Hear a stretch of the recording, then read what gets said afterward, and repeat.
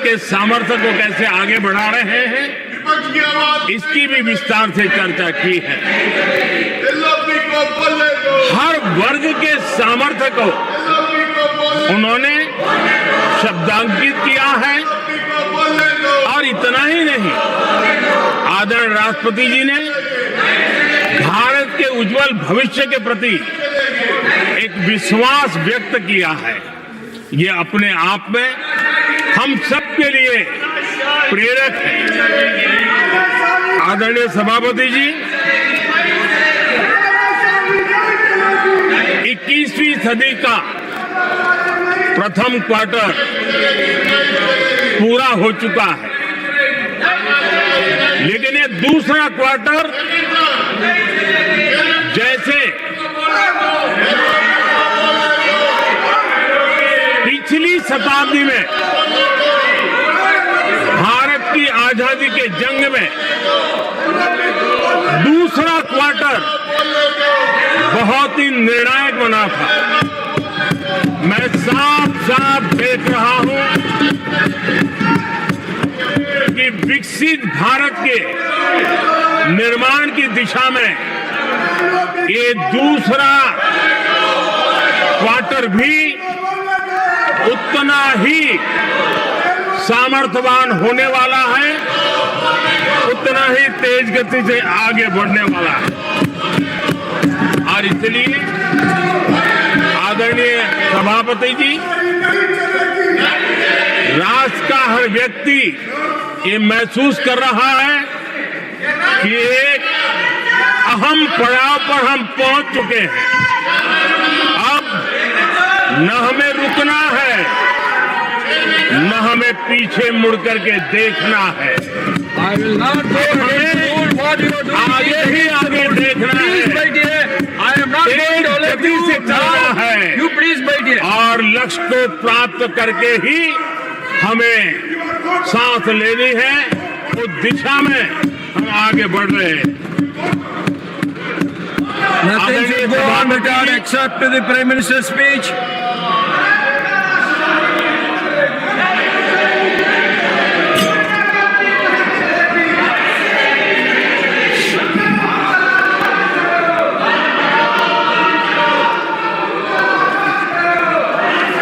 आदरणीय सभापति जी, वर्तमान में अगर हम देखें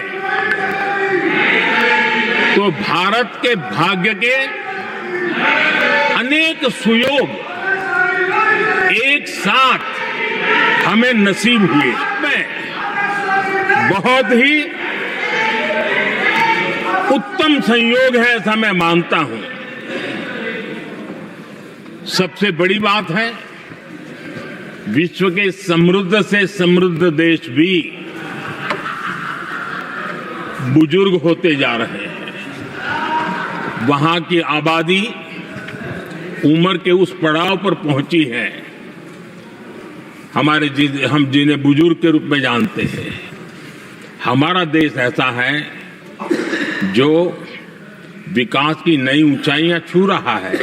उसी समय दिनों दिन हमारा देश युवा होता जा रहा है, युवा आबादी वाला देश है। ये अपने आप में एक बहुत अच्छा सुयोग है। आदरणीय सभापति जी, दूसरी तरफ मैं देख रहा हूं जिस प्रकार से विश्व का भारत के प्रति आकर्षण बढ़ा है, और उसमें भी विश्व भारत की टैलेंट का महात्म्य समझ रहा है।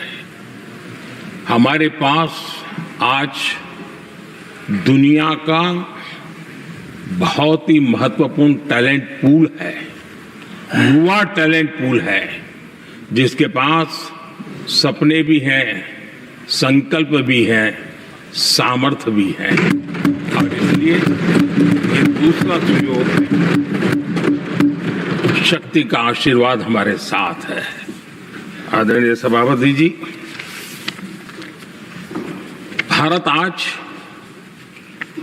विश्व में जो चुनौतियां पैदा हो रही है, उन चुनौतियों का समाधान देने वाला एक देश आशा की किरण बना हुआ है और हम समाधान दे रहे हैं। वैसा ही एक महत्वपूर्ण सुयोग है कि आज मेजर इकोनॉमी में भारत का ग्रोथ बहुत हाई है और हाई ग्रोथ और लो इन्फ्लेशन ये बहुत ही यूनिक संयोग है और ये हमारी अर्थव्यवस्था की मजबूती को प्रदर्शित करता है। आदरणीय सभापति जी, हम जिस गति से आगे बढ़ रहे हैं, जब हमें देश की जनता ने सेवा करने का मौका दिया तब फ्रेजाइल 5 के रूप में ये देश जाना जाता था।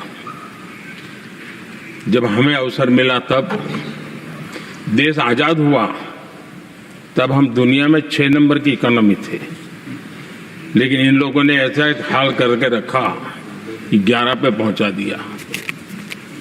आज हम 3 पर जाने की दिशा में तेज गति से।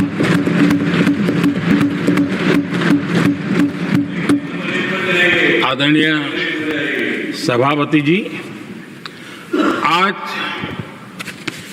कोई भी सेक्टर देख लीजिए, चाहे साइंस हो, चाहे स्पेस हो, चाहे स्पोर्ट्स हो, हर क्षेत्र में आज भारत एक कॉन्फिडेंस के साथ, आत्मविश्वास से भरा हुआ भारत है।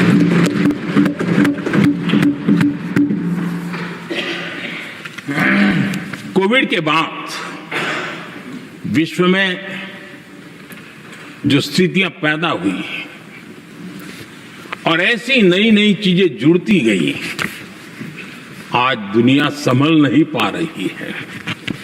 ऐसे में साफ साफ नजर आ रहा है कि दुनिया एक नए ग्लोबल ऑर्डर की तरफ, नए वर्ल्ड ऑर्डर की तरफ आगे बढ़ रहा है। सेकेंड वर्ल्ड वॉर के बाद एक वर्ल्ड ऑर्डर बना था, अब एक नए वर्ल्ड ऑर्डर की तरफ विश्व बहुत तेजी से आगे बढ़ रहा है। और सबसे बड़ी खुशी की बात है, सारी घटनाओं का और राजनीतिक तरीके से निष्पक्ष भाव से विश्लेषण करेंगे तो झुकाव भारत की तरफ है।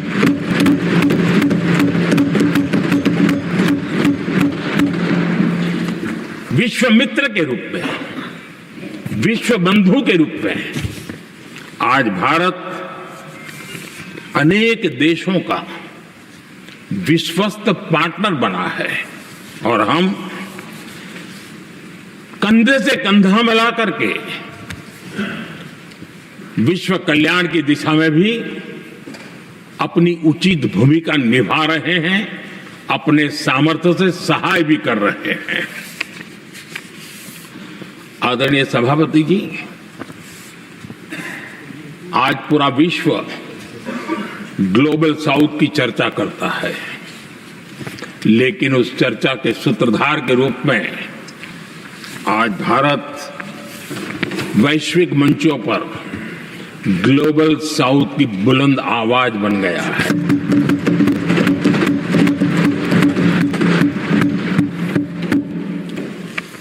अनेक देशों के साथ आज Bharat future ready trade deals कर रहा है। पिछले कुछ ही समय में दुनिया के महत्वपूर्ण 9 बड़े देशों के साथ 9 बड़े हमारे ट्रेड डील हुए हैं और उसमें मदर ऑफ ऑल डील एक साथ 27 देशों के साथ, यूरोपियन यूनियन के साथ।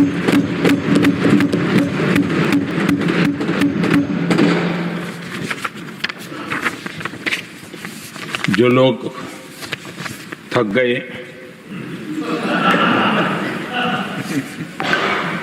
बेचारे चले गए,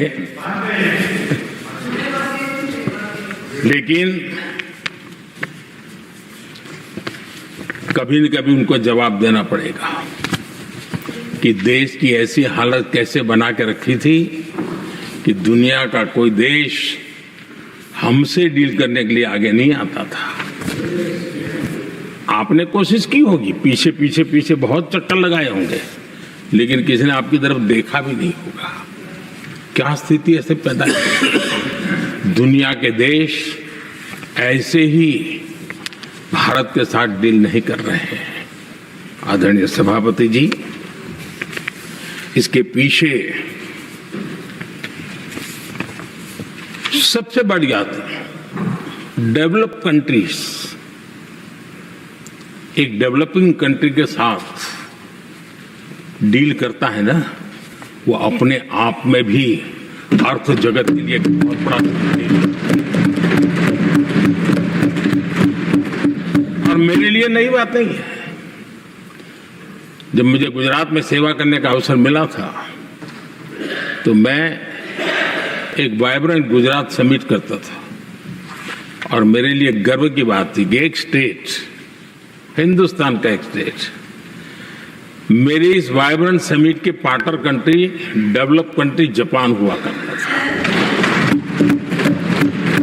एक राज्य ने सामर्थ्य दिखाया था, आज मेरा देश है सामर्थ्य दिखा रहा है। ये तब होता है जब आपके पास आर्थिक सामर्थ्य हो, आपके पास आपके नागरिकों के अंदर, देशवासियों में एक ऊर्जा हो और खास करके मैन्युफैक्चरिंग के लिए एक मजबूत इकोसिस्टम हो, तब जाकर के विश्व आपके साथ डील करने के लिए आगे आता है। वोट बैंक की राजनीति में डूबे हुए लोगों ने कभी भी देश के ऐसे अनेक पहलुओं पर मजबूती देनी चाहिए, ये कभी उनकी प्राथमिकता नहीं रही और उसी का परिणाम है। और जहां तक कांग्रेस पार्टी का सवाल है, मैं साफ साफ कहना चाहता हूं और मेरे शब्दों पे भरोसा नहीं है तो मैं देश को, लोगों को कहूं कुछ मत करो, सिर्फ लाल किले से कांग्रेस के प्रधानमंत्रियों के जो भाषण है, सिर्फ उन भाषणों का एनालिसिस कर लो, आपको साफ साफ लगेगा कि न उनके पास कोई सोच थी, न उनके पास कोई विजन था और न ही कोई इच्छा शक्ति थी। और इसका परिणाम है कि देश को इतना भुगतना पड़ा। आदरणीय सभापति जी, मैं कोटि कोटि देशवासियों का आभारी हूं। उन्होंने सेवा करने का अवसर दिया।